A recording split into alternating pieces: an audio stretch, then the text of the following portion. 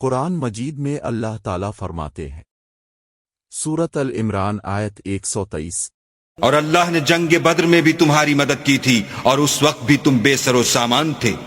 یہ جنگ طاقت کی نہیں، ایمان کی جنگ تھی۔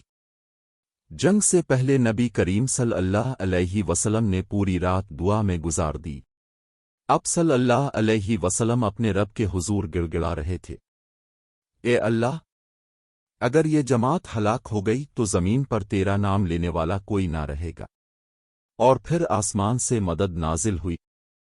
سورۃ الانفال آیت 9 میں ارشاد ہے، جب تم اپنے پروردگار سے فریاد کرتے تھے تو اس نے تمہاری دعا قبول کر لی اور فرمایا کہ تسلی رکھو، ہم 1000 فرشتوں سے جو ایک دوسرے کے پیچھے آتے جائیں گے تمہاری مدد کریں گے۔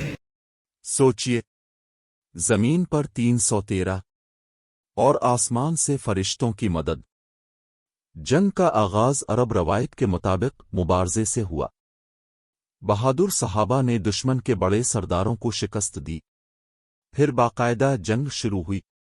اللہ تعالیٰ نے واضح فرمایا، سورۃ الانفال آیت 17، تم لوگوں نے ان کفار کو قتل نہیں کیا بلکہ اللہ نے انہیں قتل کیا۔